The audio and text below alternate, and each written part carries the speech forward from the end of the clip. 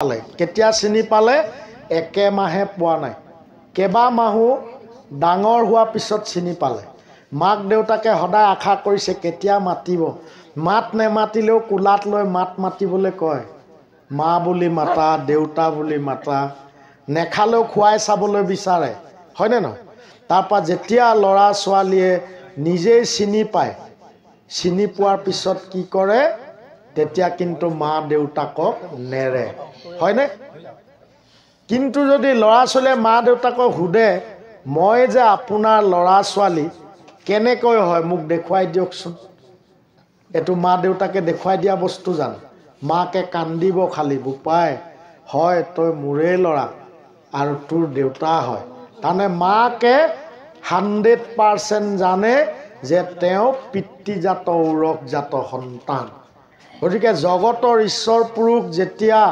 হাকাৰ ৰূপত সৎগুৰু ৰূপে তেওঁ কাৰ্যকাৰণত জীৱক উদ্ধাৰ কৰাৰ কাৰণে আহে তেতিয়া তেওঁ কি কৰে লগত একান্ত ভকত বৈষ্ণৱক লৈ আহে এবাৰ অৱশ্যে প্ৰভুৱে ভকত বন্দনাহে দিছে বৈষ্ণৱ বন্দনা দিয়াই নাই ইমান আগবঢ়াই দিছে ইয়াত কোনো মহিলা পুৰুষো কোৱা নাই যে এজনে আনজনক আত্মা সেৱা কৰিবলৈ কৈছে আৰু প্ৰভুৱেতো এবাৰ কোনো জাতি পাতি সৰু ডাঙৰ একো এইবিলাক বিভেদগামী পন্থা দিয়া নাই তেওঁ কল্যাণকামী মংগলময় সকলোকে একেলগে খাব পৰা থাকিব পৰা কৰি দিছে কেনেকৈ তেওঁ পাপ নাশক তেওঁ তাপ নাশক তেওঁ মুক্তিদাতা তেওঁ যুগোপযোগী এক নামদাতা শৰণদাতা তেওঁ অভয়দাতা গতিকে চাওকচোন সেইজন জগতৰ ঈশ্বৰ যিজন সনাতন পুৰুষ নাৰায়ণে নিজে কাৰ্যকাৰণত পৰম পুৰুষ মহাহৰি নিজেই কৃষ্ণ গুৰু ৰূপ ধৰি ইটো জগতক কৰি উদ্ধাৰ বুলি কৈছে এবাৰ তেওঁ গোটেই জগতখনক উদ্ধাৰ কৰিবলৈ কাৰণে দয়া কৰিবৰ কাৰণে কৃষ্ণ গুৰু নাম লৈ আহিছে গতিকে সৰুতে যেনেকৈ কেঁচুৱাই মা দেউতাকক চিনি নাপায় চিনি পালে কেতিয়াও লগ নেৰে আৰু কোনো লোকে যিমান ডাঙৰ সৰু নহওক যে যেনেকুৱাই নহওক পুৰুষ মহিলা তেওঁ পৰিচয় প্ৰেজেণ্ট এড্ৰেছ বৰ্তমানৰ ঠিকনা লাগিবই আৰু বৰ্তমানৰ ঠিকনাত নিজৰ পিতৃ মাতৃৰ নাম লাগিব নহ'লে তেওঁ পৰিচয়বিহীন হ'ব গতিকে আমি এই জগতখনলৈ চাৰিমুঠি জীৱৰ ভিতৰত উৰণ বুৰণ গজন ভ্ৰমণ আমি যে জীৱশ্ৰেষ্ঠ বাকীবিলাক জীৱৰো কি আছে যে তেওঁলোকৰো ভোক তৃষ্ণা যৌন ক্ষমতা তেওঁলোকৰো পৰিয়াল সকলো আছে কিন্তু এটা বস্তু নাই কি নাই যে পোনপটীয়াকৈ হৰি ভক্তি কৰিব পৰা তেওঁলোকৰ এই জ্ঞানটো নাই গতিকে আজি সৌভাগ্য হৈছে যে আজি আমি কৃষ্ণগুৰু প্ৰভুৱে 100 200 1 লাখ 2 লাখ নহয় প্ৰায় 2 কোটিজন ভকত সাজিলে গোটেই বিশ্বতে আৰু কেৱল অসমতেই নহয় ভাৰততেই নহয় গোটেই বিশ্বতে তেওঁ আজি ভকত আছে আশ্ৰম আছে আজি ভাৰতৰো যে আজি এই অসমৰ আমি ওচৰৰ পৰাই যে কৃষ্ণগুৰু প্ৰভু যে অৱতাৰী পুৰুষ তেওঁ স্বয়ং ঈশ্বৰ তেওঁই যে পৰম ব্ৰহ্ম নাৰায়ণ আজি ভকতে মহিমা পাইছে আৰু কোনোজন ভকতেই আয়ে মহিমা নোপোৱাকৈ থকা নাই প্ৰভুৰ আৰু কোনোজনেই কিন্তু জন্মিয়ে কৃষ্ণগুৰু ঈশ্বৰ বুলি জনা নাই তেওঁ কি কৰিছে প্ৰভুৱে কৃপা কৰাৰ কাৰণেহে জানিছে আপুনি ময়ো যাওঁতে প্ৰভুৱে কাৰোবাক সপোনত কাৰোবাক দিঠকত আৰু কাৰোবাক ভকতৰ দ্বাৰা গুণানুকীৰ্তন কৰিহে তেওঁ যে ঈশ্বৰ চিনাকি দিছে আৰু পোৱাৰ পিছত কি কৰিছে যে জপা নাম অবিশ্ৰাম ধ্যানং মূলং গুৰুমূৰ্তি নামং মূলং গুৰু মন্ত্ৰ যে তেওঁ নামটো লওঁতে লওঁতে হনুমানে যেনেকৈ ৰামক হৃদয়তে পাইছে নাৰায়ণক নাৰদে পাইছে কিন্তু নাৰায়ণে কেতিয়াও ৰাম কোৱা নাই হনুমানে কেতিয়াও নাৰায়ণ কোৱা নাই এক নাম গতিকে এবাৰ কৃষ্ণগুৰু এক নাম যে এক নাম সকলোৱে জানে যে এক নামৰ সমান একোৱে নাই যে মহাপাপীও ইমান পাপেই কৰিব নোৱাৰে এক নামে যতেক পাৰে ততেক পাতকী পাপ কৰিতে সংসাৰিতে নপাৰে বুলি কৈছে নহয় জানো গতিকে এইবাৰ সৌভাগ্য ঘটিছে যে কোনো যুগত কেতিয়াও কোনোজন অৱতাৰী ঈশ্বৰে 100জন 1000জন লাখজনক এক নাম দান কৰা নাই। এইবাৰ কৃষ্ণগুৰু প্ৰভুৱে প্ৰায় 2 কোটিজনক এক নাম দান কৰিছে। আৰু কি মহাবাক্য কৰিছে, গোটেই বিশ্বতে এই কৃষ্ণগুৰুৰ নাম বিয়পি পৰিব, ক'তো এখনো দল দেৱাল এটা প্ৰাচীৰ বাকী নাথাকিব বুলি কৈছে, নহয়নে? আৰু ইমান সৌভাগ্য আমাৰ ভকতে কয় যদিও আমাৰ মনত সন্দেহ ভয় আছে যদিও ইমান দয়া কৰি কৃপা কৰি কোনো যুগত ঈশ্বৰে নিজৰ অৱতাৰ হওঁতে তেওঁ কোনো ককাই ভাই মমাই ভাগিন তেওঁ নাথাকে, যে তেওঁ নাম ল'ব তেওঁহে তেওঁ গম পাব বুলি কৈছে। আৰু প্ৰভুৱেও ঈশ্বৰেও কি কৰিব, যে ভক্তি কৰে নাম লয় তেওঁৰ লগতহে থাকিব বুলি কৈছে। গতিকে এইবাৰ আমাৰ ইমান সৌভাগ্য হৈছে যে এইবাৰ আমি সেই এক নাম পাইছোঁ, নহয় জানো? এজা হনুমানে যেনেকৈ ৰাম বুলি বুকু ফালি দেখাই দিছিলে, আজি হনুমান চক্ৰ প্ৰভুৰ মৰমৰ চক্ৰ, যে সেই ত্ৰেতা যুগৰ একান্ত ভকতৰ নামৰ চক্ৰ। এতিয়া আপোনালোকেও চাগে সুবিধা পালে বেছি কাম কৰা ধান্দা নকৰিব, চিধাই জয় কৃষ্ণ কৈ বুকু ফালি দেখাই দিব পাৰিলেহেঁতেন। কেতিয়া? সেই যুগৰ সমান আমাৰ বল শক্তি বৰ্তমান নাই, হয়নে নহয়? আমি কোনেও 500 বছৰ 200 বছৰো জীয়াই থকা শক্তি নাই। বন্দুকৰ গুলি খোৱা, গাড়ীত খুন্দা খালে জীয়াই থকা, ডাঙৰ বেমাৰ হ'লে জীয়াই থকা কাৰো শক্তি নাই। এইবাৰ খুব সহজ কৰি দিছে যে জপা নাম অবিশ্ৰাম 1 মিনিটত 60 ছেকেণ্ড থাকে। আমাৰ আইসকলে কেতিয়াও 1 মিনিটত 60 বাৰ নলয়। পাৰিলে ভাল ৰাস্তা ভাল গাড়ী পালে কৃষ্ণগুৰু বেছিয়ে স্পীড, আৰু দুখ বিপদ পৰিলেতো আৰু জয় কৃষ্ণগুৰু জয় কৃষ্ণগুৰু জয় কৃষ্ণগুৰু একেবাৰে হৰণ বজাই দিয়ে ছাইড দি দিবৰ কাৰণে, হয়নে? গতিকে প্ৰভুৱে কৈছে মোৰ ভকত সদায় ফূৰ্তিত থাকে, আনন্দত থাকে, দুখ নাই। কিয় জানে?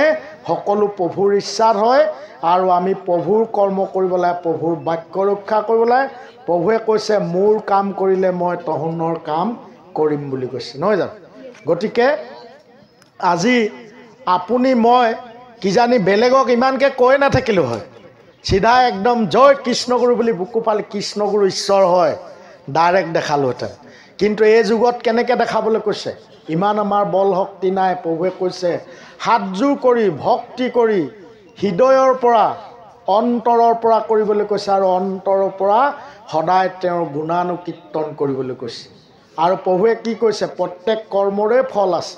গতিকে আপুনি যেতিয়া প্ৰভুৰ কৰ্ম কৰিব, প্ৰভুৱে কৈছে ময়ো তাৰ কৰ্ম কৰি দিম বুলি কৈছে, হয়নে নহয়? গুৰু কৃষ্ণ প্ৰেমানন্দ প্ৰভুৱেতো এই যি একমহীয়া পালনাম গ'ল, এক নাম অখণ্ড কীৰ্তন, তাত 11 দিনৰ দিনা চাওক, আমি চিনি পোৱা নাই, জনা নাই, আমাক চোৱাই নাই নেকি, তাৰ বহুত ভাল হৈছে। আমাৰ দেখোন বহুত দুখেই আমি মনতে ভাবোঁ। যেনেকৈ ল'ৰা ছোৱালীকেইটাই কেতিয়াবা কয় নহয় দেউতাকক মাকক, তাক বেছি ভাল পায়, মোক কমকৈ পায়, মোক আমুকটো নিদিলে। কিন্তু গুৰু কৃষ্ণ প্ৰেমানন্দ প্ৰভুৱে কি ক'লে? আমাৰ চকু পানী ওলাই যাব লাগিব। কি ক'লে? যে ভকতে সমস্ত মোকেই অৰ্পণ কৰে, মোকেই চন যায় যিজনে চাইণ্ডাৰ কৰে। প্ৰভু এই কৃষ্ণগুৰু এক নামলৈ যাওঁ, পাল নামলৈ মোৰো যাবলৈ মন যায়, সকলো চন যাই থৈ আহিলে। প্ৰভুৱে কৈছে ভকতজনে নাজানে, কিন্তু মই ভকতৰ বাক্যত বন্ধন খালোঁ, মই কি কৰিলোঁ? তাৰ সকলো দায়িত্ব ল'লোঁ, আনকি নালাগে মই তাৰ চকীদাৰো হৈ দিলোঁ বুলি কৈছে। মই কেনেকৈ ক'ব লাগে নাজানো, প্ৰভুৱেও ক্ষমা কৰে, যাতে শুদ্ধকৈ ক'বলৈ কৃপা কৰে, আৰু আপোনালোকেও যাতে আমাক আশীৰ্বাদ কৰে আমি শুদ্ধকৈ তেওঁ বাক্য কৰ্ম কৰিবৰ কাৰণে। গতিকে চাওক, গুৰু কৃষ্ণ প্ৰেমানন্দ প্ৰভু কোন? যিজন এতিয়া আমি যাক ভাবিলেই লগ পাওঁ। যে আপুনি এতিয়া বৰ্তমান কাক ক'বগৈ কিবা দুখ সুখৰ কথা? গুৰু কৃষ্ণ প্ৰেমানন্দ প্ৰভুকে ক'ব লাগিব। আৰু আপুনি জপা নাম অবিশ্ৰাম ধ্যানং মূলং গুৰুমূৰ্তি নামং মূলং গুৰু মন্ত্ৰ, যেতিয়া দেখিব গুৰু বাক্যই মূল বস্তুত, গুৰু বাক্য ৰক্ষা কৰিলেহে ধৰ্ম ৰক্ষা হ'ব। গতিকে কৃষ্ণগুৰু প্ৰভুৱে কি কৈ গৈছে? যে এইবাৰ এইটো গুৰু ধৰ্ম, যে মোৰ কৃষ্ণগুৰু তত্ত্বহাৰত এখনত 425 পেজ আৰু কোনোবা এখন সংস্কৰণত বেলেগ পেজত আছে, স্পষ্ট লিখি থৈ গৈছে। কাৰণ তেওঁ ইচ্ছা কৰিলে কটাক্ষ দৃষ্টিত সৃষ্টি বনাব পাৰে, সৃষ্টি ভাঙিব পাৰে। তেতিয়াহ'লে তেওঁ বাক্য কৰিলে তেওঁ পুত্ৰ কি নাতি নাতি হোৱালৈকে কাৰোবাৰ কিবা অসুবিধা আছে নেকি? আমাৰ লাভহে লাভ। কোনো যুগতে এনেকৈ ঈশ্বৰে মানে যোৱাৰ পিছত আকৌ বেলেগে তেওঁ ল'ৰাই দায়িত্ব লৈ এক নাম দান কৰা উদাহৰণ নাই।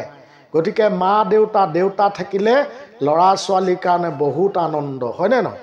গতিকে যিজন জগতৰ ঈশ্বৰ নিৰাকাৰ, তেওঁৱে সাকাৰ ৰূপত কৃষ্ণগুৰু প্ৰভুৱে মাত্ৰ তেওঁ বাক্য অনুসৰি ইচ্ছা অনুসৰি চোলা বদলি কৰি আছে, হয়নে?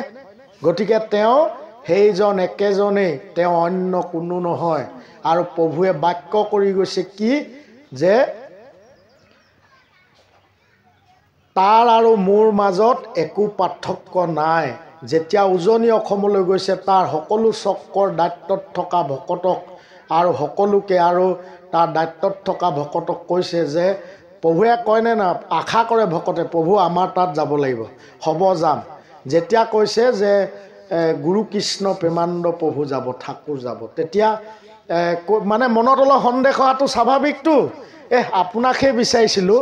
তেতিয়া কৈ দিছে যে তাৰ আৰু মোৰ মাজত একো পাৰ্থক্য নাই। তাক মোতকৈ বেছিকৈ সেৱা ভক্তি কৰিবি, মোক যিমান ততি সেৱা ভক্তি কৰিছোঁ, কাৰণ তহঁতৰ কাম সিয়ে কৰি দিব বেছিকৈ। এতিয়া আমাক কৰি দিছেনে নাই গুৰু কৃষ্ণ প্ৰেমানন্দ প্ৰভুৱে? কিমান কৰ্ম কৰি দিছে। আমি ঈশ্বৰ হৈও তেওঁ সাকাৰ ৰূপত আহিছে। আমি যেনেকৈ তেওঁক সেৱা ভক্তি কৰিব লাগে আমি জনাই নাই, তেওঁ বাৰ্তা প্ৰচাৰ প্ৰকাশ কৰিব লাগে। আমাৰ মাজত যদি নিজৰে সুদৃঢ়তা নাথাকে, অকল বিশ্বাস আৰু দৃঢ়তা থাকিলে নহ'ব। যে কায় বাক্য মনে একলক্ষে তেওঁক আমি জগতৰ ঈশ্বৰ বুলি একেজনেই বুলি যাতে ভক্তি কৰিব পাৰোঁ সকলোৱে, আৰু তেওঁ যাতে আমাক সকলোকে হৃদিস্থিত হৈ চৰণ তলত ঠাই দি কৃপা কৰে। কাৰণ ঈশ্বৰে কৃপা নকৰিলে তেওঁক কোনেও পাবলৈ সক্ষম নহয়।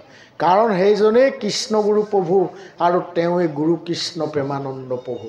গতিকে প্ৰত্যেকজন ভকতেই তেতিয়া কান্দি কান্দি তেওঁ যাওঁতে চৰণ সেৱা ভক্তি আৰু তেওঁ বাক্য ৰক্ষা কৰি সকলোৱে ফলৱতী হ'ব পাৰিছে, সকলোৱে সাফল্যমণ্ডিত হ'ব পাৰিছে।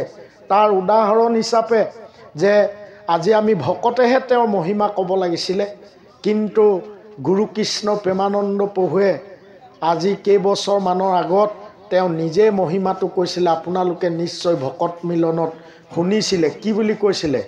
যে মাজুলীৰ চক্কৰ যি কমলাবাৰীত বটিয়ামাৰীত যিখন আশ্ৰম আছে, যে তাত তাৰ ভকতে কি কৰিছে, সেৱা জনাই প্ৰভুক জনাইছে যে প্ৰভু আপুনি দয়া কৰিব লাগে, কৃপা কৰিব লাগে। আপুনি কৃপালো আমাৰ এই আশ্ৰমখন নদীয়ে খহাই নিব বিচাৰিছে।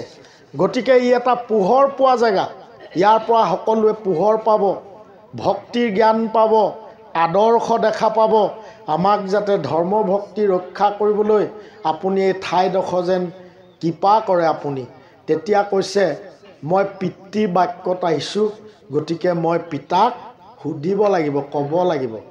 তেতিয়া দায়িত্বত থকা ভকতে, আমি আজি কেইমাহমান আগতো যাওঁতে মাজুলীৰ সেই দায়িত্ব থকা সেই সময়ৰ দায়িত্বৰ ভকতকেইজনক সুধিছিলোঁ যে আপোনালোকক প্ৰভুৱে এনেকৈ কৈছিলে?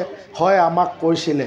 আৰু তেওঁলোকে যে কৃপা পালে তেতিয়া কৈছে যে তেতিয়া গুৰু কৃষ্ণ প্ৰেমানন্দ প্ৰভুক অন্তৰৰ পৰা হৃদয়ৰ পৰা সেই মাজুলীৰ ভকতে সেৱা জনালে, দায়িত্বত থকাসকলে আৰু লগতে অন্য ভকতেও, যে প্ৰভু গুৰু কৃষ্ণ প্ৰেমানন্দ প্ৰভু, যে আপুনি অন্য কোনো নহয়, যে আপুনি সেইজনেই যিজন সৃষ্টি স্থিতি প্ৰলয়ৰ গৰাকী, যাৰ ইচ্ছাত যাৰ বাক্যত সকলো হয়, কটাক্ষ দৃষ্টিত এই সৃষ্টি বনাব পাৰে, ভাঙিব পাৰে, আৰু আপুনি জীৱক কটাক্ষ দৃষ্টিত বনাবও পাৰে, নাশো কৰিব পাৰে। গতিকে সেইজনেই আপোনাক মহাবাক্য কৰি আজি আমাক কৃপা কৰিছে যে তেওঁ আৰু আপোনাৰ মাজত একো পাৰ্থক্য নাই। গতিকে আপুনি একেজনেই, আপুনি যেন আমাক কৃপা কৰক, আপুনি আমাক যাতে ভক্তি কৰিবলৈ কৃপা কৰক, আমাক যেন মায়া নলগায়। মানে মায়া লগাই দিছিলে অলপতেই, পিতৃক সুধিব লাগিব, তেওঁৱেই যে স্বয়ং। তেতিয়া প্ৰভুৱে কি ক'লে গুৰু কৃষ্ণই মানে বুজি পালে ভকতে মোক প্ৰভুৰ বাক্য যে একেজনেই। তেতিয়া তেওঁ সন্তুষ্ট হ'ল, গুৰু সন্তুষ্ট, ঈশ্বৰ সন্তুষ্ট হ'ল। তেতিয়া কি ক'লে ভকতসকলক, প্ৰভু আইসকল, তেতিয়াহ'লে আপোনালোকে বুজিছে যেতিয়া নিশ্চয় কৃপা হ'ব, চিনি পাইছে যদি। তেতিয়া কি হ'ল, হ'ব বুলি ক'লে। আৰু আমাৰ সৌভাগ্য হ'ল আপোনালোকেও প্ৰভুৰ, গুৰু কৃষ্ণ প্ৰেমানন্দ প্ৰভুৰ যে চৰণ যুগল তুলসী পাত পদুম ফুল হেন সুগন্ধি। কাৰণ শাস্ত্ৰৰ সিদ্ধান্তত আছে, গুৰু চৰিত্ৰৰ মতে আজানুলম্বিত হস্তৰ দীৰ্ঘকায় কেশ, যিজন অৱতাৰী সৎগুৰু তেওঁক দৰ্শন হ'লে পাপ নাশ হয়, চৰণ স্পৰ্শন হ'লে পুণ্য আগমন হয়। আৰু তেওঁৰ পৰা কৰ্ণপথে নাম লৈ বাক্য ৰক্ষা কৰিলে জন্ম জন্মান্তৰে তেওঁৰ চৰণতলত থাকিবলৈ সুবিধা পায়। গতিকে প্ৰভুৱে কি কৰিলে, সেই নদীৰ ফালে অলপ ফুৰিবলৈ গ'ল। আৰু লগত যুৱক যুৱতীসকল, আপোনালোকে জানে ন প্ৰভু কিমান জোৰত যায়, নহয় জানো? যে আমাৰ মন এটাই, বেলেগ একো নাই। আজি এইটো বহুত বছৰৰ কথা, পিতৃৰূপত কৃষ্ণগুৰু প্ৰভু থাকোঁতে, আজিৰ পৰা হয়তো 10-12 বছৰৰ আগৰ কথা হ'ব পাৰে দেই। মই পূৰা বছৰটো ক'ব পৰা নাই, কিন্তু সিমান আগৰ কথা। তেতিয়া প্ৰথমবাৰ গৈছে প্ৰভুৱে সেই মাজুলীলৈ। তেতিয়া ইমান ভাল লাগিছে, আপোনালোকৰো মনত পৰিছে, বৈকুণ্ঠপতি যিজন স্বয়ং জগতৰ ঈশ্বৰ, সেইজনৰ লগত গ'লে কেনেকুৱা লাগিব? কাৰণ তেওঁৱে নাৰায়ণ বুলি কৈছে নহয়, ইমান সুন্দৰ। আৰু প্ৰভুৱে সেইফালে খোজকাঢ়ি গৈছে নদীৰ ফালে, বালিত বহুত দূৰলৈকে। আৰু প্ৰভুৱে কিবা ইংগিত কৰিছে, কাৰণ জগতৰ ঈশ্বৰৰ ইচ্ছাতেই নদী সাগৰ চলাচল কৰি আছে। তেওঁৰ কথাটো নদী সাগৰেও জানে। গতিকে নদীক কিবা ইংগিত দিছে। তাৰপিছত কি হৈছে, নদী বহুত দূৰলৈ গুচি গৈছে, সেই ব্ৰহ্মপুত্ৰ। গতিকে আপোনালোকে এতিয়াও গ'লে দেখিব যে সেই কমলাবাৰীৰ যি বটিয়ামাৰীত যি মাজুলী চক্ৰ আছে, তাৰ পৰা সেই ব্ৰহ্মপুত্ৰ নদী বহুত কিলোমিটাৰ দূৰলৈ গুচি গৈছে। আৰু আজি চাওক, আমি ভকতেহে তেওঁৰ মহিমাৰ কথা ক'ব লাগিছিলে, স্বয়ং ঈশ্বৰে ক'ব লগা হৈছে। গুৰু কৃষ্ণ প্ৰেমানন্দ প্ৰভুৱে আমাক যেন তেওঁ সকলোকে ক্ষমা কৰে, তেওঁৰ চৰণ তলত ঠাই দিয়ে, তেওঁ গুণানুকীৰ্তন কৰ্ম আমি যাতে, প্ৰভুৱে কৈছে আমি সেই একান্ত বীৰ ভকতৰ দৰে ক'ব পাৰিব লাগিব সকলোৱে, নহয় জানো? গতিকে আজি প্ৰভুৰ খুব মৰমৰ চক্ৰ, হনুমান চক্ৰ। গতিকে হনুমানে কি কৰিছিলে, যে ঊৰ্ধ্ব বাহু কৰি সেই ত্ৰেতা যুগৰ ৰামৰ কথা ঊৰ্ধ্ব বাহু কৰি পৰিচয় দিছিলে। তেওঁ প্ৰয়োজন হ'লে জুই লগাইছিলে, প্ৰয়োজন হ'লে গদাও লগাইছিলে, তথাপিতো ৰাম ঈশ্বৰ বুলি জগতত তেওঁ প্ৰতিষ্ঠা কৰিছিলে। গতিকে অন্য যুগত কেইজনমানহে ভকত হয়। গতিকে বৰ্তমান যুগত এই ধৰ্ম নিৰপেক্ষ দেশত আমি সকলোৱে হাতযোৰ কৰি হৃদয়ৰ পৰা ভক্তি কৰি কৃষ্ণগুৰু প্ৰভু যে সেই গুৰু কৃষ্ণ প্ৰেমানন্দ প্ৰভু একেজনে, আমি যাতে নিজেও কায় বাক্য মনে একলক্ষে একাত্মবোধভাৱে দ্বৈতভাৱ, দুটা ভাৱ যাতে নাথাকে, আমি এক বুলি ভক্তি কৰিব পাৰোঁ। আৰু গুৰু সন্তুষ্ট, ঈশ্বৰ সন্তুষ্ট হ'লে সকলো দিশতে আগবাঢ়ি যায় বুলি কৈছে। জয় কৃষ্ণ। যাতে এই জেগাটো, এই ঠাইটো ইমান সুন্দৰকৈ গুৰুগৃহ বনোৱা বা মঠ বনোৱাতে অলপ বাকী ৰাখিছে, যাতে সেই জগতৰ ঈশ্বৰ কৃষ্ণগুৰু প্ৰভুৱেই যে গুৰু কৃষ্ণ প্ৰেমানন্দ প্ৰভু, তেওঁ যাতে আপোনালোকে, আমি ভকতে সকলোৱে যাতে তেওঁক সেই যি গুৰু ঈশ্বৰৰ আসনত বহাই সকলোৱে যাতে কৃপা লাভ কৰিব পাৰোঁ। কাৰণ তেওঁ এবাৰ চৰণ দৰ্শনেও যে সেই অঞ্চল, গাঁও, ভকত সকলোৰ কাৰণে কৃপা হয়। কাৰণ চাওক, ভকতৰ কথাটোতো ভকতে, ঈশ্বৰৰ কথাটোৰ লগত আৰু একেবাৰে তুলনা নহয়, নহয় জানো? গতিকে যোগীৰো হৃদয় এৰি বৈকুণ্ঠকো পৰিহৰি তেনে স্থানত তেওঁ নিজেই থাকোঁ বুলি কৈছে। গতিকে যেতিয়া গুৰুৰ বাক্যত ভকতৰ ভক্তিত নিমিত্ত হৈ ভাগৱতীজনে তেওঁ গুণানুকীৰ্তন কৰে যে যিমান দূৰলৈকে এই গুৰুৰ বাক্যৰ অনুষ্ঠান ভাগৱত যায় কি হয় বুলি কৈছে যে সিমান দূৰলৈকে বায়ু পবিত্ৰময় হয়, বায়ু প্ৰদূষণেই মুক্ত হৈ যায় বুলি কৈছে, সকলো ঈশ্বৰময় হয়। কাৰণ গছ বন লতা জীৱ জন্তু সকলো মানুহে ঈশ্বৰকে বিচাৰি আছে, কিন্তু তেওঁৱেই যে পূৰ্ণ ৰূপত আহিছে গম পোৱা নাই, শুনিলেও শান্তি পাব, আনন্দ পাব, ভাল পাব।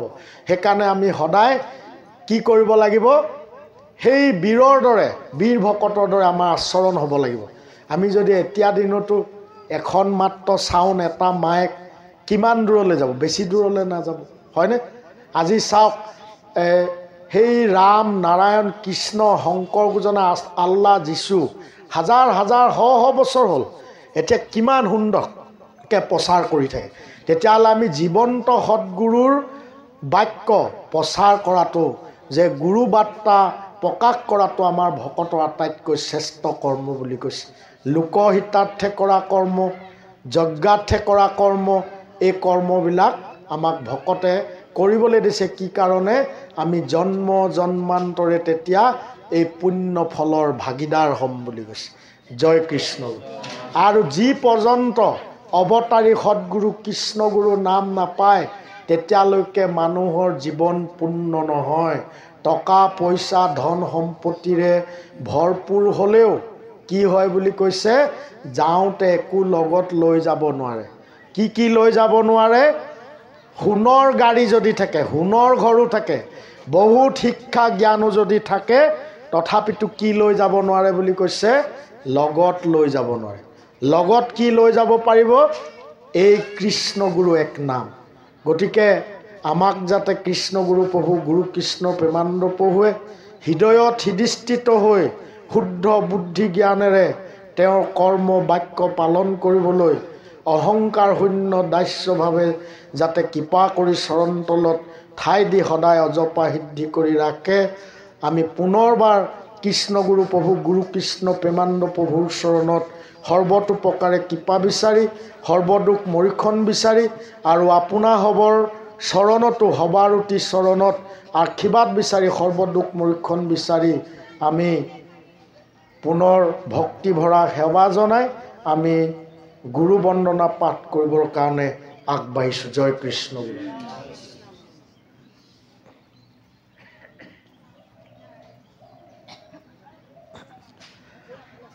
যাহাৰ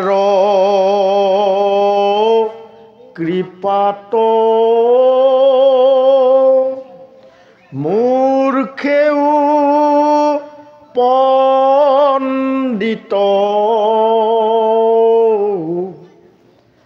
হৈ মহাজ্ঞান পাই অনাখিলাও জ্ঞান জ্ঞান চক্ষু দান ও যাৰ কৃপা গুণে হৈ যাহাৰ বাক্যত হুৱে কণ্ঠগত সমস্ত শাস্ত্ৰৰ সাৰ গুৰুৰূপী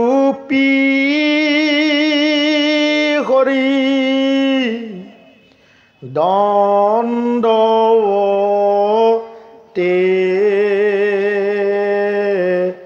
পৰি ও প্ৰণাম ও বাৰম্বাৰ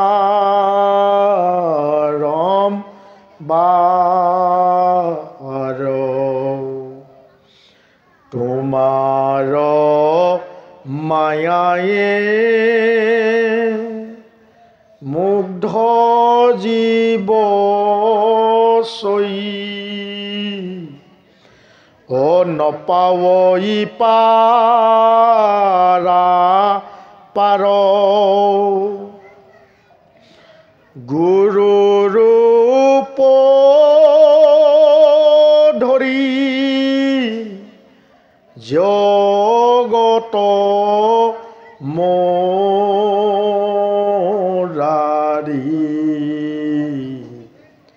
ও কৃপায়ে কৰায়ো ধাৰ সংসাৰ ৰহাৰ চৰিত্ৰ তোমাৰ তুমি ব্ৰহ্মনাতন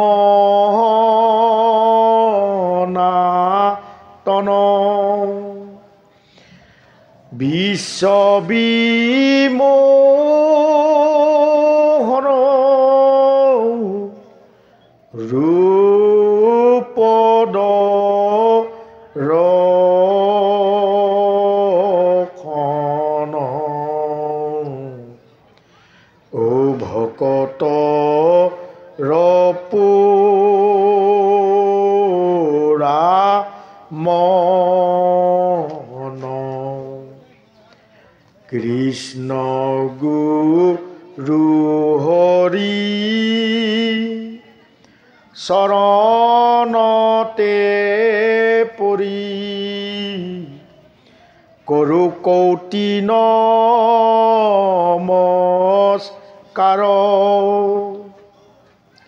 কৰো আৰম্ভন তোমাৰ কীৰ্তন তজু কৃপা কৰি হাৰ কৃষ্ণ গুৰু হৰি চৰণতে পৰি কৰো কৌটি নমস্কাৰ কৰো আৰম্ভন তোমাৰ কীৰ্তন ও তজু কৃপা কৰি হাৰ জয় কৃষ্ণ গুৰু জয় কৃষ্ণ গুৰু জয় কৃষ্ণ গুৰু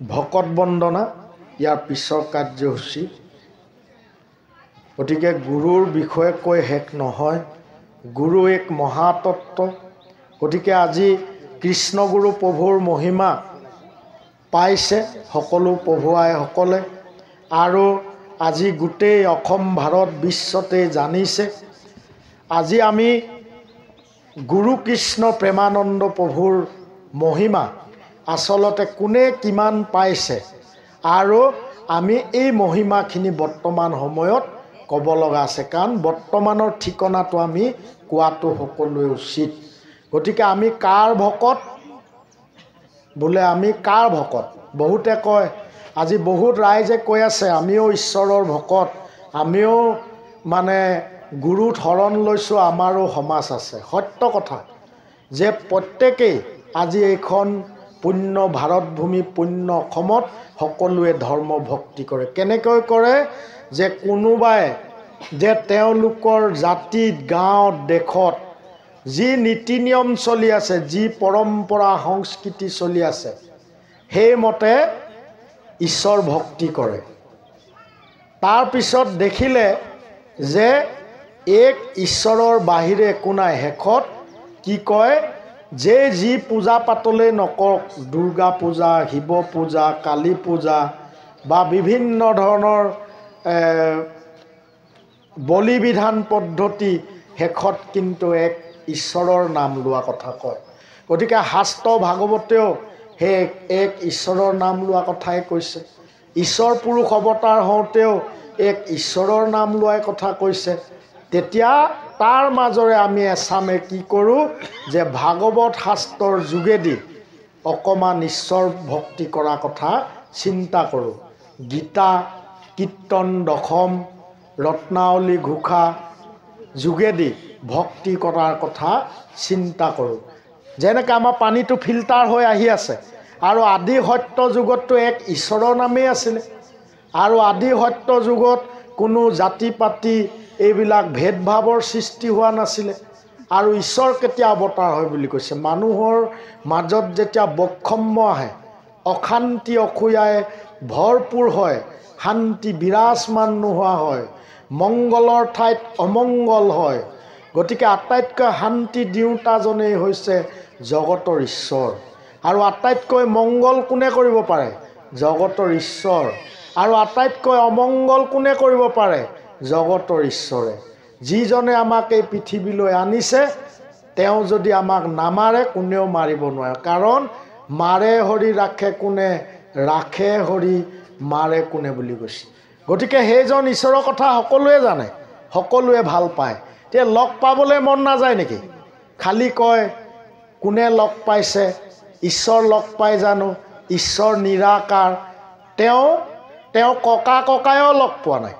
কাৰণ আজি কৃষ্ণ বুলি ক'লে কেইবা হাজাৰ বছৰ হৈ গ'ল, ৰাম বুলি ক'লেও বহুত হাজাৰ বছৰ হ'ল, নাৰায়ণ বুলি ক'লেতো কৌটি কৌটি বছৰ, শংকৰ গুজনা বুলি ক'লেও প্ৰায় 600 বছৰ হ'ল, নহয় জানো?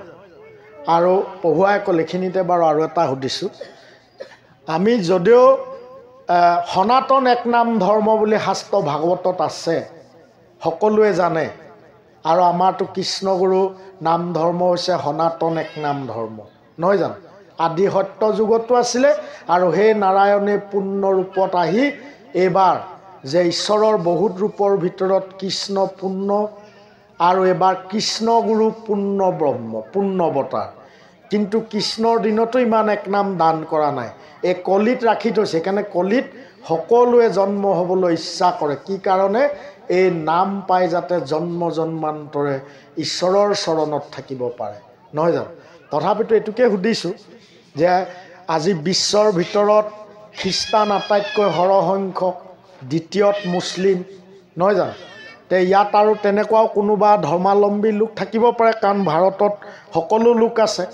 কিন্তু ঈশ্বৰ কেতিয়াও এখন গাঁও, এখন দেশ, এটা জাতি, এটা ধৰ্মৰ কাৰণে নাহে। তেওঁ সকলোৰ কাৰণে আহে, হয়নে নহয়? ঈশ্বৰ সকলোৰ কাৰণে আহে। সেইকাৰণে এবাৰ কৃষ্ণগুৰু প্ৰভু যে স্বয়ং ঈশ্বৰ গুৰু কৃষ্ণ প্ৰেমানন্দ প্ৰভু সেইজনে, সেইকাৰণে তেওঁ কাষ চাপিছে। এতিয়া যেনেকৈ এবাৰ কাৰেণ্ট সকলোৱে ল'ব পাৰে, সকলোৱে পোহৰ পায়, আৰু চুলে কিন্তু যেনেকুৱাই শক্তিশালী লোক নহওক মৃত্যু মুখত পৰিব লাগিব। সেইকাৰণে এইবাৰ এই প্ৰভুৰ নাম আৰু প্ৰভুৰ বাক্য ৰক্ষা কৰিলে যিটো মানুহে শান্তি পাব, অন্য ক'তো সেই শান্তি আৰু মংগলটো নাপাব। গতিকে ইয়াত যদি তেনেকুৱা খ্ৰীষ্টান মুছলিম লোক বিশেষ নাই, তেতিয়া আমি এই বিষয়খিনি নাপাতোঁ, কাৰণ মাইক্ৰফোনত গৈ থাকে। অৱশ্যে আপোনালোকৰতো আজি চাউণ্ড অকল এখন মাইকে হৈছে, চাৰিফালে কি আৰু বহুত ফালে যাব লাগে। বান ৰজাই হাজাৰ হাজাৰখন মুখেৰে কৃষ্ণক চিনি পোৱাৰ পিছত ক'বলৈ বিচাৰিছিলে, নহ'লে আগতে শিৱকে ঈশ্বৰ বুলি মানি আছিলে, শিৱই গুৰু। শেষতহে জানিলে যে কৃষ্ণইহে জগতৰ ঈশ্বৰ। আজি হৰিহৰ যুদ্ধ, হৰি মানে জগতৰ ঈশ্বৰ, হৰ মানে শিৱ, শেষত কৃষ্ণকে ঈশ্বৰ বুলি মানিলে। গতিকে আজি যে কৃষ্ণগুৰু প্ৰভু সেইজনেই, আজি আমি আচলতে পোনপটীয়াকৈ কৃষ্ণগুৰু প্ৰভু আৰু গুৰু কৃষ্ণ প্ৰেমানন্দ প্ৰভুৰহে কথা ক'ব লাগে। কাৰণ আজি বহুতে সোধে যে আমি হিন্দু, খ্ৰীষ্টান, মুছলিম সকলো ধৰ্মৰ বিষয়ে জানো, হয়নে নহয়? বোলে এখন ভাগৱতী ধৰ্ম, শংকৰ সংঘ সকলো বিষয়ে জানিছোঁ। কৃষ্ণগুৰু মানেনো কি? একেই নেকি তেওঁলোকৰ লগত, বা কি বস্তু? আমি এইটোহে পোনপটীয়াকৈ বুজিব বিচাৰিছোঁ। আচলতে আমি পোনপটীয়াকৈ কৃষ্ণগুৰু প্ৰভুৰহে কথা ক'ব লাগে, নহয় জানো? সেইকাৰণে আমি সুধিছোঁ যে যিমানে যি ধৰ্মৰ লোক নাথাকক সকলোৰ কাৰণে ঈশ্বৰ আহে। তেওঁ এখন দেশ, এখন গাঁও, এটা জাতিৰ কাৰণে আহে।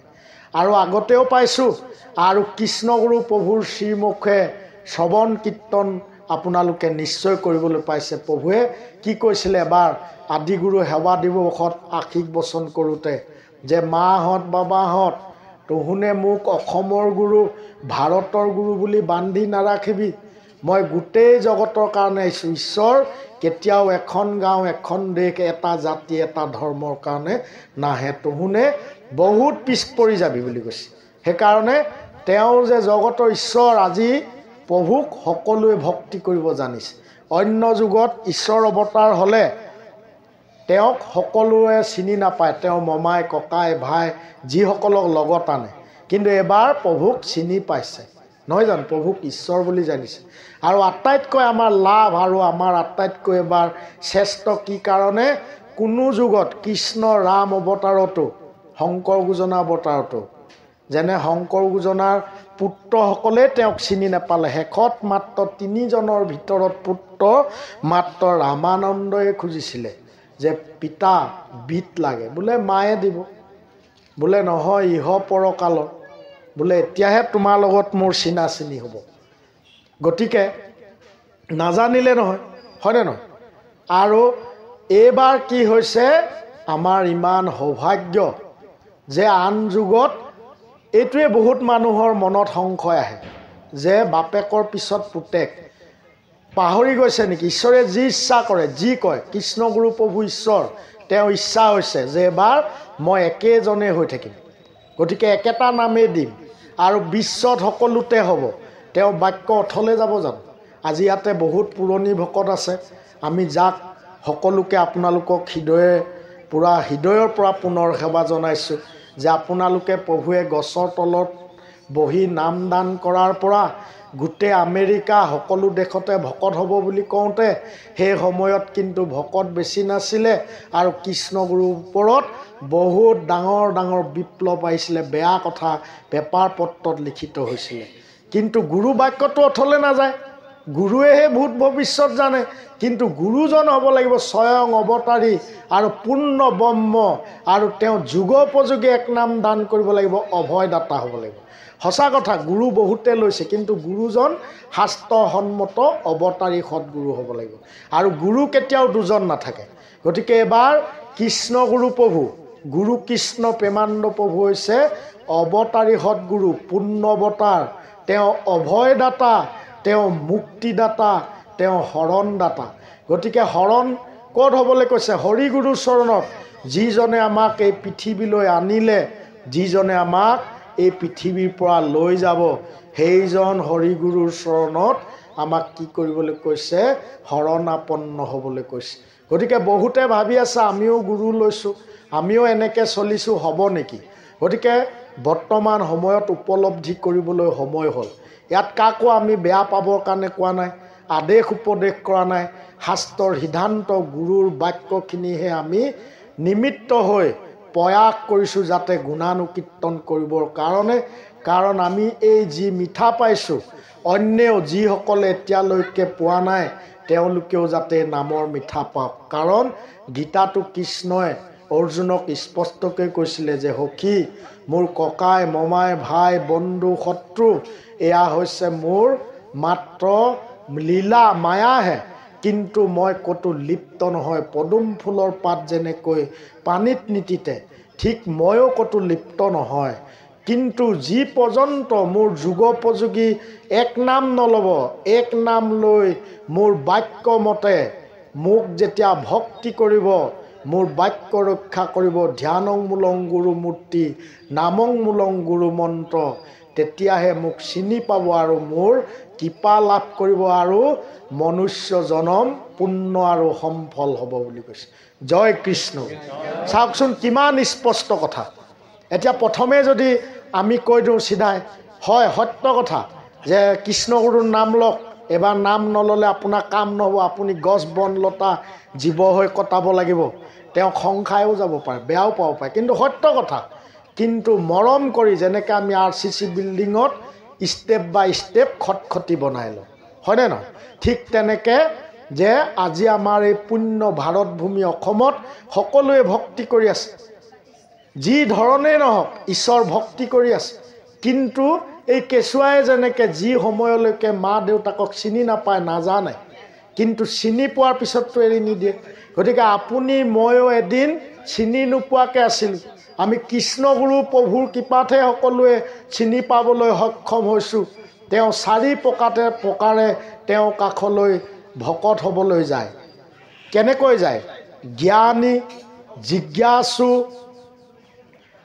আত্মভকত, অৰ্থাৰ্থী ভকত। বহুতৰ জ্ঞান আছে যে ঈশ্বৰ আহে, ঈশ্বৰক পাব লাগে, ভক্তি কৰিব লাগে। হয়, এইবাৰো ঈশ্বৰ বহুত শ বছৰ মাজত অহা নাই, যে নাৰায়ণ, ৰাম, কৃষ্ণ, শংকৰ গুজনাও অহা প্ৰায় 600 বছৰ হ'ল। গতিকে এইবাৰ এই পুণ্য ভাৰত ভূমিত যে ঈশ্বৰ অৱতাৰ হয়, ক'ত হ'ব মানুহে মনত হৃদয়ংগম কৰি আছে এদিন পাম নেকি বুলি। কিন্তু কেনেকৈ চিনি পায়? আজি যে এতিয়া কৃষ্ণগুৰু প্ৰভুৱে কৃপা কৰি গুৰু কৃষ্ণ প্ৰেমানন্দ প্ৰভু যে সকলো ঠাইত পৰিভ্ৰমণ কৰিছে, কি কাৰণে? আমাৰ জীৱক উদ্ধাৰ কৰিবৰ কাৰণে, মুক্তি দিবৰ কাৰণে। আমি ইমানখিনি বুজি পাইছোঁনে নাই? সিমানটো আমাৰ জ্ঞান হৈছেনে নাই? সেইকাৰণে কি কৈছে? জ্ঞান কৰ্মে তাৰিতে নপাৰে, ভক্তিতহে তৰিব বুলি কৈছে। গতিকে ভকত হ'বলৈ হ'লে ভগৱন্ত কৃষ্ণক পূৰ্ণ অৱতাৰ হওঁতে পাব লাগিব। সেইকাৰণে কৃষ্ণগুৰু মানে, কৃষ্ণ মানে আনন্দ, আমি চমুকে কৈছোঁ।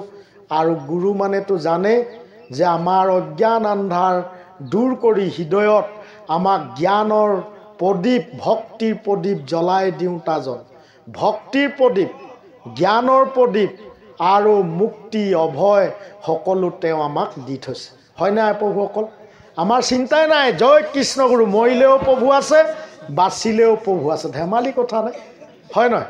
টাউনত দামী দামী মাটি ল'বলৈ কাৰ মন নাই? কাৰ ভাল কলেজত ল'ৰা ছোৱালী পঢ়াব মন নাই? কিন্তু প্ৰভুৱে আমাক আজি কোনখন কলেজ খুলিছে? কলেজ নহয়, ইউনিভাৰ্চিটি নহয়। আজি কলেজ ইউনিভাৰ্চিটি খুলিছে। আৰু প্ৰভুৱে এবাৰ আমি সৌভাগ্য হৈছিলে দেখিবলৈ পোৱা যে বহুত দেশৰ পণ্ডিত আৰু আমাৰো এই দেশৰে জ্ঞানী গুণী বহুত লোক আহিছিলে। ভাগৱতী, ব্ৰাহ্মণ লোক, এখন ভাগৱতী ধৰ্ম, শংকৰ সংঘ, শ্ৰী চৈতন্য, বামুণীয়া সকলো পন্থী আহিছে।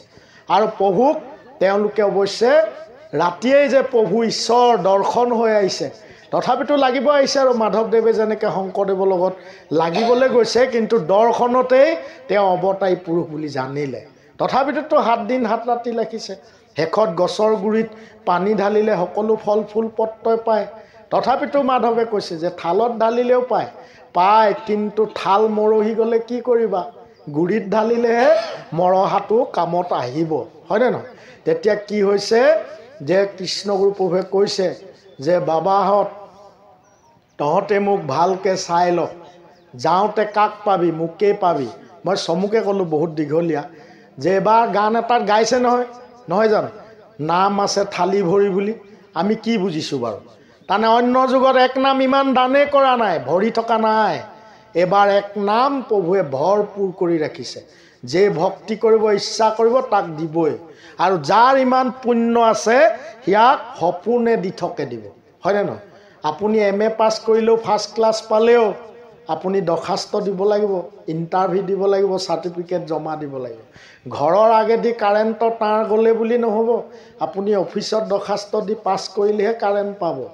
এইবাৰ ঈশ্বৰ অসমতে বহি আছে বুলি আমি বাহাদুৰ অহংকাৰ কৰিলে নহ'ব। এবাৰ হ'লেও তেওঁৰ ওচৰত যায়, তেওঁৰ চৰণ লৈ তেওঁৰ নাম পাই ল'লে কাৰেণ্ট লোৱা দৰে আপুনি য'তেই স্মৰণ কৰক তেওঁ পাই থাকিব। ধ্যানং মূলং গুৰু মূৰ্তি, নামং মূলং গুৰু মন্ত্ৰ। আৰু কি সুবিধা দিছে? থাপনা দিছে আমাক, যেনেকৈ কাৰেণ্ট আমি মোবাইল চাৰ্জ কৰি লওঁ, হয়নে? জয় কৃষ্ণগুৰু। এতিয়া আমি নিমিত্ত কৈছোঁ, আমাৰ কোনো তেনে জ্ঞান বুদ্ধি নাই। আগতে আমাৰ বহুত মুখস্থ আছিলে, সেইবুলি জানো ঈশ্বৰক পালোঁ? আমাৰ হেঙাৰ হ'ল।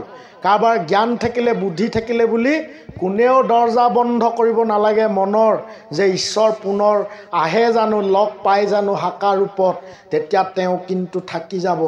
মই এনেকৈ থাকিম, আমি এনেকৈ কৰি আছোঁ, তেওঁ কিন্তু আগৰ বোকা ৰাস্তাত যাব জানো? ভাল ৰাস্তাতে যাব লাগিব এতিয়া, নহয় জানো?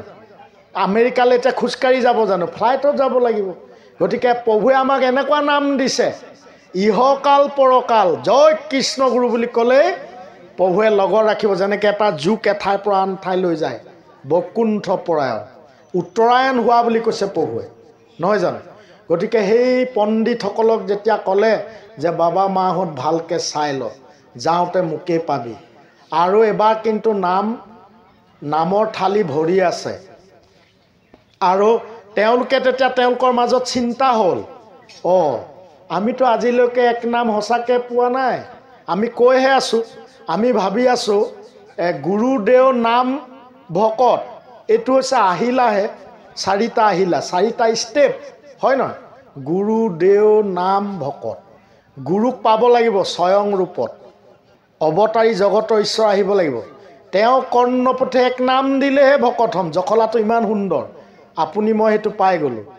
গুৰুদেও নাম ভকত। আকৌ চাওক, নাম তেওঁ গুৰুৱে নাম দিব লাগিব কৰ্ণপথে, সেই নাম ৰক্ষা কৰিব লাগিব। অৱতাৰী গুৰু স্বয়ং ঈশ্বৰে তেওঁ হাকা ৰূপত আহিব লাগিব। এই নাম পোৱাৰ পিছতহে আমি কি হ'ম?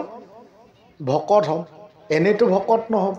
মাক দেউতাকে ল'ৰা ছোৱালী দুজন এনেই বিয়া হয় নেকি? ৰাইজৰ ওচৰত প্ৰমাণ সাক্ষী।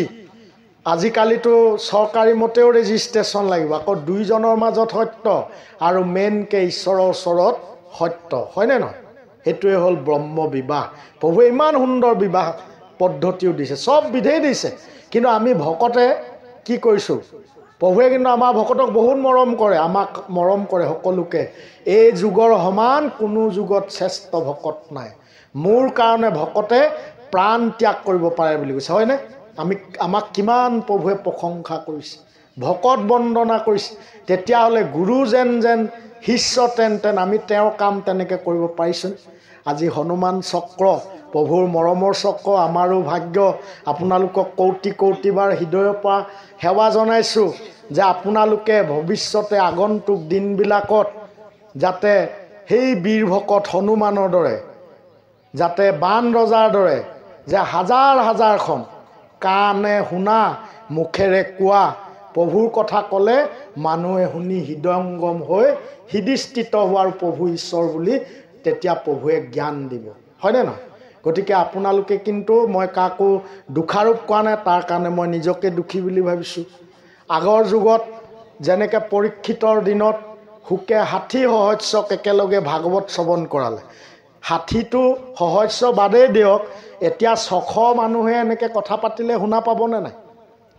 গতিকে আজি যান্ত্ৰিক বিজ্ঞান যুগত এই যাতে উন্নত, যাতে সদায় প্ৰভুৰ যি চাউণ্ড, এই ব্যৱস্থাটো যাতে কৰিব, যাতে অন্যও শুনি ভাল পায়। আজি এতিয়া প্ৰভুৱে আপোনালোকক মৰমতহে পঠাইছে, নহ'লে আমি ইয়ালৈ আহিব পাৰিম জানো? তেওঁ বাক্য, তেওঁ কৃপা হোৱাৰ কাৰণে আজি আপোনালোকৰ চৰণ দৰ্শন হৈছোঁ। গতিকে আমি হৃদয়ৰ পৰা, হৃদয়ৰ ৰঞ্জন প্ৰাণবন্ধু কৃষ্ণগুৰু, সেইজনেই যে গুৰু কৃষ্ণ প্ৰেমানন্দ প্ৰভু, তেওঁৰ চৰণ তলত থাকি তেওঁ যাতে সদায় শুদ্ধকৈ তেওঁ কৰ্ম ভক্তি কৰিবলৈ তেওঁ যেন কৃপা কৰি থাকে, ভুল কুটি হ'লে ক্ষমা কৰে। আৰু সকলো ভকত আই প্ৰভু আৰু ইয়াত আমন্ত্ৰিত আৰু অঞ্চলবাসী, গাঁওবাসী, সমস্ত সুদীবৃন্দ ভক্তিপান ৰাইজৰ চৰণতো আমি তাকে সহস্ৰ কোটিবাৰ সেৱা জনাইছোঁ। যিজন ঈশ্বৰক সকলোৱে বিচাৰি আছে, যিজনৰ কাৰণে জন্ম জন্মান্তৰে আজি পুণ্যৰ ফলত এই মানুহ জন্ম পালোঁ, আমি যিসকলে এতিয়াও পোৱা নাই, যে এবাৰ হ'লেও তেওঁ কাষ চাপি তেওঁৰ নাম লৈ তেওঁ কায় বাক্য মনে একলক্ষে জগতৰ ঈশ্বৰ বুলি ভক্তি কৰি মানুহ জীৱন যাতে আমি পূৰ্ণ কৰিব পাৰোঁ, নহ'লে মানুহ জীৱনটো অসম্পূৰ্ণ হ'ব। গতিকে চাওক, প্ৰথমৰ পৰা যিসকলে শুনিছে এই জখলাটো এতিয়ালৈকে গমেই পাই যাব যে কৃষ্ণগুৰু কোনো পাতি লোৱা, নিজে হোৱা ধৰ্ম নহয়, ভকতে পাতি লোৱাও নহয়। বহুতে প্ৰশ্ন কৰে, আপোনালোকে ভকতে বনাই লৈছে নেকি? নহয়, ঈশ্বৰ স্বয়ং অৱতাৰ হয়, তেওঁ নিজে। এতিয়া গুৰু কৃষ্ণ প্ৰেমানন্দ স্বয়ং তেওঁ নিজে, আমি যাতে তেওঁক ভক্তি কৰিব পাৰোঁ, তেওঁ যাতে চৰণ তলত ঠাই দি ৰাখে। জয় কৃষ্ণগুৰু, জয় কৃষ্ণগুৰু, জয় কৃষ্ণগুৰু। আৰু আমি কাৰো মুখত কেতিয়াও যাতে তেনে নিগেটিভ কথা নাহে, হ'ব জানো, হয় জানো, ক'ত বুজি পাব, ইমান দিনে কৈছোঁ, আমাৰ আমুকে সহযোগ কৰে আমুকে নকৰে আমি দেখোন জানো প্ৰভু ইচ্ছা হ'লে খন্তেকতে সকলো হয় গতিকে তেওঁ ইচ্ছা হ'লে সকলো হৈ যাব গতিকে গুৰুৰ বাক্য ইচ্ছা যে সকলোতে হ'ব গছৰ তলত থাকোঁতে কৈছিলে কেইজনমান ভকত থাকোঁতেই তেতিয়াওতো গুণী জ্ঞানী মানুহ ভকত হৈছিলে কোনোবা প্ৰফেচাৰো হৈছিলে তেতিয়া ভাবিছিলে গুৰুৱে কয় যে হ'ব জানো হোৱাটো দেখি গ'ল গতিকে সকলো জানে গতিকে আজি ইয়াত এনেকুৱাকৈ আশ্ৰম বনাই থোৱা নাই যাতে আমি এই কামবিলাক পূৰ্ণ কৰিব পাৰোঁ ই এটা আদৰ্শ হ'ব যে এই জেগাৰ পৰা পোহৰ যাবই আমুকত বৰ ধুনীয়া কৃষ্ণগুৰু আশ্ৰম এখন দেখিলোঁ মনত দেখিলে জোৰ পৰি যায় হয়নে নহয় আৰু সেই জেগাত সেই বৈকুণ্ঠ সম যে সেই বৈকুণ্ঠৰ প্ৰতি স্বয়ং নাৰায়ণ যিজন প্ৰাণস্বামী হৃদয় ৰঞ্জন সেই কৃষ্ণগুৰু প্ৰভু গুৰু কৃষ্ণ প্ৰেমানন্দ প্ৰভু আহি আপোনালোকক আসন বিৰাজমান কৰিব আপোনালোকৰ মন যায়নে সেই আসনত প্ৰভু কানি বহাই আনন্দ ল'বলৈ নিশ্চয় মন যায় জয় কৃষ্ণগুৰু জোৰকৈ ক'ব লাগিব তেতিয়া হয় বুলি গম পাম জয় কৃষ্ণগুৰু জয় কৃষ্ণগুৰু হনুমান চক্ৰ আৰু ডাঙৰ হ'ব লাগিব মাত হয়নে নহয় গতিকে আজি গুৰু কৃষ্ণ প্ৰেমানন্দ প্ৰভুক আমি সেই যেনেকৈ হনুমানে ৰামক কেনেকুৱা আসন দি বহাইছিলে প্ৰভুৱে এবাৰ এই যে ক'লোঁ পণ্ডিতসকলে শেষত গম পালে যে প্ৰভু সামান্য মানুহ নহয় জগতৰ ঈশ্বৰ আৰু শেষত সকলোৱে নাম লৈ গ'ল ইজনে সিজনক চালে যে এইজন সামান্য পুৰুষ নহয় সেই কৃষ্ণ নাৰায়ণ শংকৰ গুজনা ৰাম সকলোৰে যিটো পূৰ্ণ ছবি এই প্ৰভুৰ লক্ষণত আছে গতিকে এই নাম নল'লে আমাৰ কাম নহ'ব কি কৰে ৰাইজ জ্যেষ্ঠকেইজনে ক'লে আমি আৰু ল'ম আৰু এতিয়া তাতে কোনোবা শৰণ দিয়া গুৰুও আছে আমাৰ ৰাইজৰ মাজত শৰণ দিয়া গুৰু কোনোবাই পাতি লয় কাৰোবাৰ চিলেকশ্যন হয় ইয়াত কিন্তু কোনেও বেয়া পাবলগীয়া নাই আমি কাকো বেয়া পাবৰ কাৰণে পঠা নাই চিঠিখনত ভাল খবৰো আহে কাৰোবাৰ চাকৰি পালে কাৰোবাৰ ল'ৰা জন্ম হ'ল কাৰোবাৰ বিয়া পাৰ্টি হ'ব কাৰোবাৰ মৃত্যু হ'লেতো মৃত্যু খবৰ আহিব এতিয়া জগতৰ ঈশ্বৰ পুৰুষ অৱতাৰ হ'ল আৰু তেওঁ এই গুৰু কৃষ্ণ প্ৰেমানন্দ প্ৰভু ৰূপে পূৰ্ণৰূপে যে আছে এই বাৰ্তাটো আজি যিমান দূৰলৈকে গৈছে এই সত্য বাৰ্তা যে গছ বন লতা জীৱ জন্তুৱে আৰু সকলো জীৱশ্ৰেষ্ঠ মনুষ্যই আশা কৰি আছে কি আশা কেতিয়া ঈশ্বৰক লগ পাম কেতিয়া ঈশ্বৰ ভক্তি কৰিম কিন্তু ঈশ্বৰ যে আহি গ'ল গম পোৱা নাই সেইকাৰণে আমাৰ ভকতে কোৱাটো প্ৰধান কৰ্তব্য বুলি কৈছে হয় নহয় প্ৰভুৱে সেইকাৰণে সেইসকলেও নাম লৈ গ'ল শেষত আৰু কি কৈছে